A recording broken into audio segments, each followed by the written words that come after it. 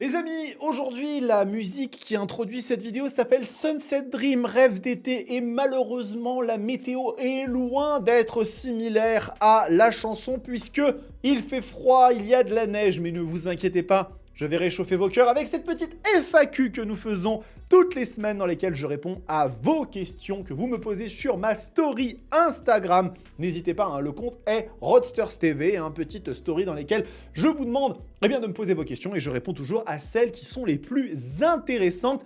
Avant qu'on commence, vous allez voir, il y a quelques petits sujets qui sont quand même très chouettes. Nous allons commencer par regarder un petit peu l'actualité du monde de la moto qu'on a eu sur la semaine, parce qu'il y en a eu des choses, hein. J'en ai posté des contenus avec notamment mon top 10 de mes annonces de l'ECMA favorites, petite vidéo comme ça pour récapituler le salon avec des choses très intéressantes. Et puis il y a eu beaucoup de choses qui ont été annoncées, notamment une nouvelle Street Triple RX adaptée à la piste, ainsi qu'une édition Moto 2 ultra limitée. Nous avons désormais toutes les informations concernant la KTM 990 Duke R, la version très haut de gamme du Roadster mid-size bien costaud de Matty Goffen, la Brabus 1400R, la véritable moto de Batman. Regardez-moi cette miniature, je me donne pour vous et j'ai pris beaucoup de plaisir et je me suis bien marré à la créer. Très intéressante cette Brabus 1400R, une version retravaillée de la Super Duke 1390, mais façon Brabus, donc avec tous les meilleurs matériaux, meilleur prix aussi, ça vaut cher quand même l'histoire, mais je vous invite à aller regarder. Et puis on a discuté aussi de la révolution que pourrait apporter la V3R, le moteur compressé de chez Honda, ainsi que le prix totalement fou de la CB1000 GT qui en fait un rapport qualité-prix absolument exceptionnel. Bref, il y a eu beaucoup de contenu sur cette chaîne, avec aussi éventuellement la Honda WN7. Bref, vous avez vu qu'il y a énormément de choses, donc si vous n'avez pas regardé, je vous invite à le faire. Et nous allons commencer sans plus tarder cette FAQ avec la question de Steve Drew qui nous dit: quelle est ta moto et pourquoi as-tu choisi celle-ci? Eh bien Steve, je vais te répondre. Ma moto, c'est pas de moto. Puisque aujourd'hui, je n'ai absolument pas de machine. Et oui, les cordonniers sont les plus mal chaussés, mais j'ai vendu, il y a déjà un certain nombre de mois de cela, ma machine, le B-King, à mon meilleur ami Antoine, puisque juste j'avais pas le temps de rouler la machine, ça me faisait mal au cœur, parce que j'avais toujours des motos différentes dans le garage pour les essais, et donc du coup, je m'en suis séparé. Je l'ai vendu et je n'ai pas de moto actuelle. Alors, c'est pas quelque chose que je veux qui dure toute la vie, J'ai des vues, j'ai des plans. Actuellement, je roule quand même avec une machine un peu plus quotidiennement. Cette moto, c'est l'Aprilia RS 660 de Mathilde, la machine qu'elle a achetée quand elle a passé sa passerelle A2. Donc effectivement, donc c'est pas cette version-là, c'est la version 2021, mais pour vous donner un petit peu la moto en tant que telle, machine formidable, exceptionnelle et très cool. Et donc actuellement, vu que elle a beaucoup moins besoin de se déplacer à moto aujourd'hui, vu que son boulot est très proche à pied de la maison, et bien c'est moi qui l'ai repris pour aller chercher les autres machines que je teste. C'est vrai qu'en même temps, comme les essais sur la chaîne se sont un peu diminués, c'est vrai que maintenant, avoir une moto pour pouvoir me déplacer, c'est quand même assez important. Les essais sont pas finis, mais c'est juste que je suis un peu en train de réorganiser mes priorités par rapport aux vidéos d'actualité, et surtout il y en a beaucoup à faire, et donc du coup vous en voyez un peu moins. Ne vous inquiétez pas, je continuerai toujours à faire des essais de bécane, et j'ai bien évidemment des vues sur une moto dont je vous ai bien évidemment déjà beaucoup parlé. Cette moto, c'est la BMW R1300R, cette espèce d'énorme monstre avec le boxer de 1300 cc qui est fantastique, mais fantastique. C'est vraiment une catapulte le truc. Alors bien évidemment, c'est une machine que je vais probablement prendre en LOA ou peut-être même en LDD. Je suis en discussion avec BMW France pour peut-être faire un petit truc. Cette moto, elle est dingue. Moi, j'ai adoré. Je retrouve un peu la brutalité d'une Super Duke 12 ou 1390 au niveau de l'accélération, avec tous les aspects pratiques de BM, régulateur de vitesse adaptatif, la boîte de vitesse ASA. Bref, je pense que je vous en parlerai bientôt, mais en tout cas, aujourd'hui, je n'ai pas de machine, mais ce n'est pas une situation qui sera figée, ça non. Prochaine question de la part de BBZ Biker qui nous dit: salut, bien salut à toi. Est-ce qu'il y a des projets, concepts de vidéos que tu aimerais développer à l'avenir? C'est super intéressant parce que ça nous amène bien évidemment à se poser la question de l'avenir de cette chaîne qui continue à se développer avec beaucoup de succès pour moi. Je suis extrêmement content du développement de la chaîne. Si je vous passe un petit aperçu rapide Vous voyez qu'on a fait, rien que sur le mois dernier, 1,08 million de vues. Alors forcément, hein, pendant l'ECMA 2025, c'est une période qui est très faste pour ça. Hein. Vous voyez que sur les 30 derniers jours, j'ai sorti 100 vidéos entre les vidéos YouTube plus les shorts. Mais je suis très content de l'évolution de la chaîne. Mais ça ne veut pas pour autant dire que je me repose sur mes lauriers. Et il y a effectivement des idées que j'ai pour faire évoluer un petit peu les choses. Notamment peut-être, eh bien, des idées pour faire, on va dire, des sortes d'antennes libres. C'est quelque chose auquel j'ai pensé, inviter des créateurs de contenu à se rejoindre pour faire une émission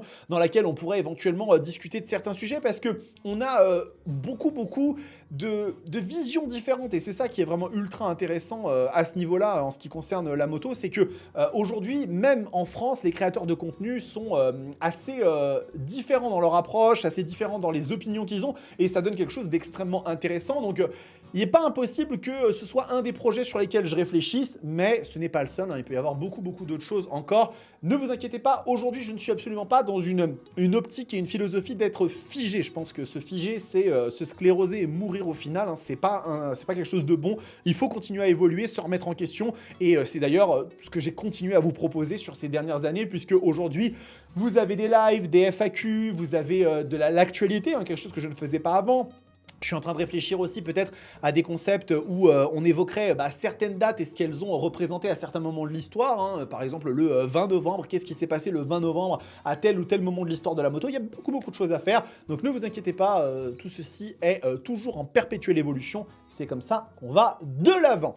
Prochaine question de la part de Loïc ABT qui nous demande, d'après toi, est-ce que Yamaha ne serait pas en train de se louper avec la R9? Et c'est une excellente question. Est-ce que finalement Yamaha, avec la sortie de cette machine, eh bien, qui a connu beaucoup de problèmes, n'est pas en train finalement de s'en causer quelques-uns des problèmes? Je vous avoue que c'est quelque chose que je me pose tous les jours comme question, pas tous les jours, mais très souvent, parce que cette Yamaha R9, sur le papier, c'est une machine absolument exceptionnelle, vraiment ultra intéressante. Mais le problème, c'est que à l'heure actuelle, elle n'est nulle part. Elle n'est nulle part, cette Yamaha R9, tout simplement à cause de ce problème de châssis Delta Box fait par un prestataire externe, et a priori qui aurait posé des soucis à Yamaha. Ils n'en ont pas reçu assez, et c'est ce qui a notamment eh bien, ramené des problèmes sur la production. C'est une machine qui est très compétitive au niveau de son tarif par rapport à la concurrence, hein. Panigale V2, Yamaha KTM 990 RCR, etc. Donc c'est une machine qui aurait vraiment sa place, mais qui malheureusement aujourd'hui souffre encore de ce type de problème. Est-ce que ça va causer des soucis sur la suite? Je pense qu'il faut vraiment se poser très rapidement la question pour Yamaha, parce que effectivement aujourd'hui ils sont peut-être en train de louper le coche. Ils sont peut-être en train de louper le coche de cette course en fait aux sportives mid-power. Yamaha jouit de sa réputation et de son image, et donc conserve quand même dans le cœur des gens une véritable place. Mais il y a des concurrents qui arrivent. Il y a des concurrents qui arrivent, avec notamment la SRK 921 RR, avec la Panigale V2, avec la 990 RCR comme je vous les ai évoqués. Donc ça fait beaucoup de machines qui peuvent répondre en fait aux attentes des gens. Donc il faudrait vraiment que ça évolue et ça avance cette histoire, parce que c'est un véritable, je pense, souci aujourd'hui. On n'en est pas encore au point où ils se sont complètement loupés. Il faut quand même faire attention de ne pas trop tarder, parce que sinon on pourrait s'en mordre les doigts. Prochaine question de la part de Nicolas SV74SW, pardon, un Star Wars, qui nous dit: salut mon ami, j'ai flashé sur la Tuono V4 Factory 2025, tu en penses quoi? Ah, la Tuono, c'est une machine avec laquelle j'ai une histoire très particulière, mélange un petit peu d'amour et un peu de colère, mais beaucoup plus d'amour que de colère, il est vrai. J'adore cette moto, vous le savez, la Tuono Factory, c'est une machine que j'ai dans mon cœur. Alors, pas spécifiquement forcément le modèle 2025, mais j'adore cette machine pour ce qu'elle est. Mais c'est vrai qu'effectivement, j'ai quand même un affect plus prononcé pour le modèle 2020, avant l'évolution esthétique de la Tuono, mais ça reste une moto absolument exceptionnelle. Bien évidemment, on est sur un monstre, la version décarénée de la RS V4 avec eh bien, ce moteur V4 justement qui sort plus de 180 chevaux avec une sonorité absolument incomparable, ce bras oscillant mouse costaud en aluminium et bien évidemment un châssis exceptionnel, une partie cycle de très très haut vol. C'est une moto, la Tuono, qui véritablement se vit et délivre quelque chose de profondément viscéral. Cependant, il est très important quand même de retenir que c'est une machine assez capricieuse, assez particulière, pas nécessairement sur la fiabilité. Ça, sur la fiabilité, on va dire que c'est quelque chose qui se fait très bien si vous suivez la machine, etc. Il n'y a pas de problème. C'est plus au niveau de l'utilisation au quotidien. Tuono Factory, c'est une machine qui va avoir une tendance quand même à chauffer pas mal, qui va consommer beaucoup. V4, c'est très glouton, même si vous allez me dire dans cette catégorie, plus de 1000 cc d'hyper roadster.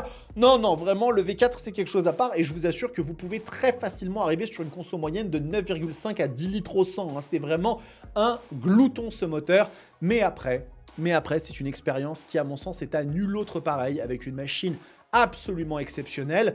Voilà, en termes de tarifs, une moto qui vaut 21 000 € en version factory, donc avec les suspensions semi-actives, avec très bons étriers de frein. Je dirais pas que forcément c'est la plus chère, elle est à mon sens bien plus intéressante d'un point de vue rapport qualité-prix qu'une Super Duke 1390, mais peut-être pas autant que par exemple une Speed Triple nouvelle génération 1200 RS qui est à peu près au même prix, mais avec des niveaux de finition quand même bien supérieurs et avec étrier Brembo Stylema, il y a quand même quelques petits trucs en plus. Ça reste quand même une machine folle, mais si vous vous engagez là-dedans, sachez quand même que c'est un peu particulier. C'est une diva italienne qui ne se livre à vous que si vous lui donnez tout ce que vous avez, et ça c'est important à retenir. Prochaine question et avant-dernière. Quand pourrons-nous acheter des KTM avec transmission auto? L'option n'est toujours pas dispo, nous demande Choose Your Destiny. C'est très très intéressant parce que justement, nous sommes en train d'arriver à une période tournante chez KTM et si vous êtes passé dans les concessions récemment, vous avez peut-être eu la chance de tomber sur cette machine, la 1390. Alors Super Adventure R, pas nécessairement, on peut aller sur la Super Adventure S, c'est déjà super, voire même la S Evo.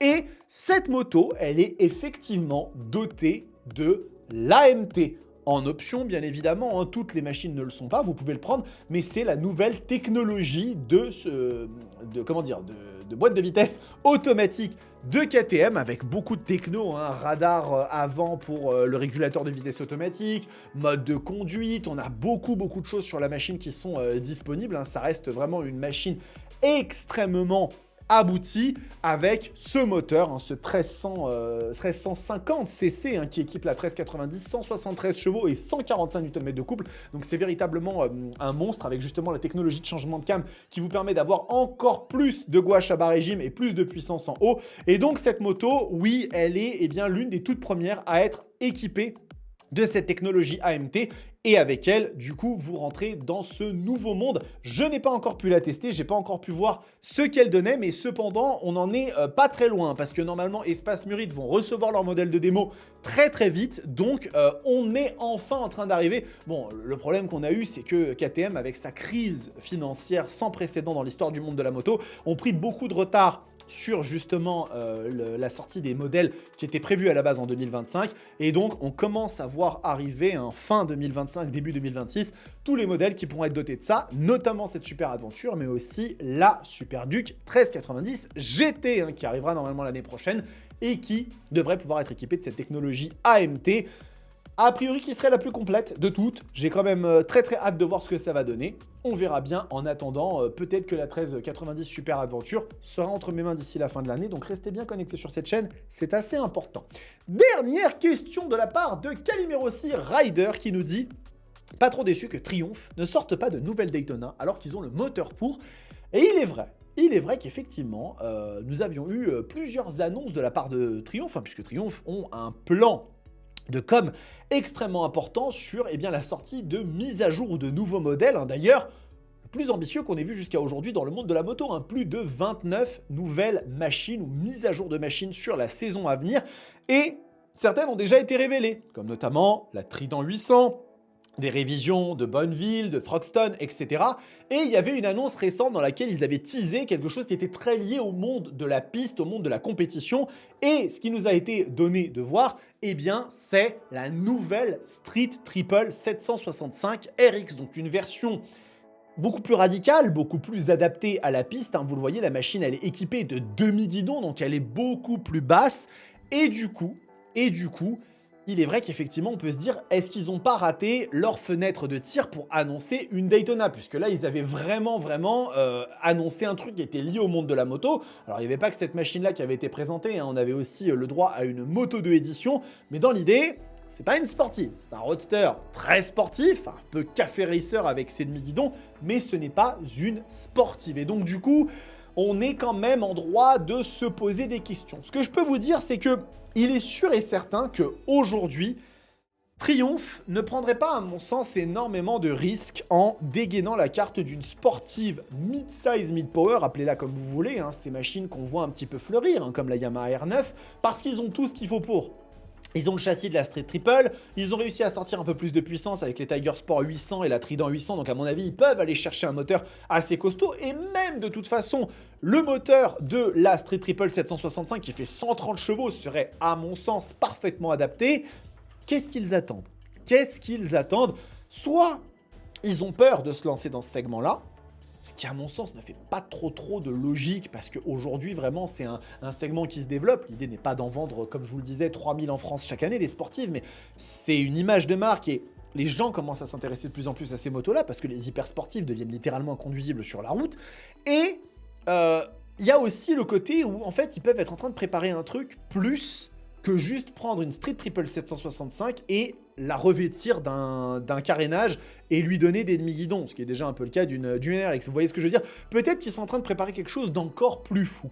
Mais ce qui est sûr et certain, c'est qu'aujourd'hui, si on va se balader un petit peu dans la gamme de chez Triumph, regardez, on n'a pas fini. On n'a pas fini, on a eu des nouveautés, hein. Regardez, il y a eu beaucoup de nouveautés, il y a eu toutes les TXP qui ont été présentées, les nouvelles Scramblers, Bonneville, on a eu les Trident, les Tiger 1200 des Air Edition, on a eu la Street Triple Moto 2 et la Street Triple 765 RX, mais il nous reste 1, 2, 3, 4, 5 potentielles annonces.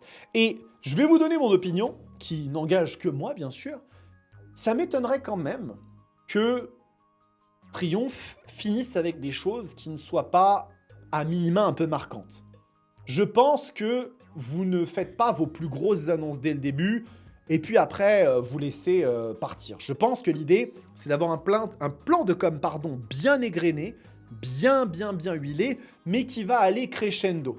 Peut-être que la prochaine annonce qu'ils vont faire ne sera pas celle d'une Daytona.